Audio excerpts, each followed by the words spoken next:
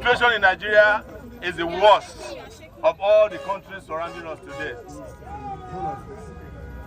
Greatest Nigerian people, we are here as a rehearsal for what might become the final push for a revolution in this country.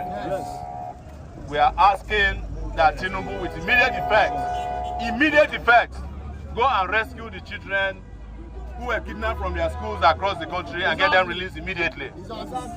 Because that is what he imposed himself on Nigerians to do as the presidency that he stole in 2023. And from which we shall never allow him to come back again in this country. Do you want Tinubu to come back again? No! Tinubu must go. Tinubu must go. Tinubu must go. Tinubu must go. Tinubu must go.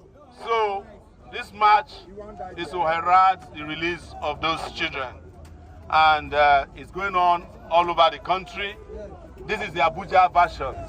We were planning, or we actually had gone to the villa, but they put soldiers in large numbers.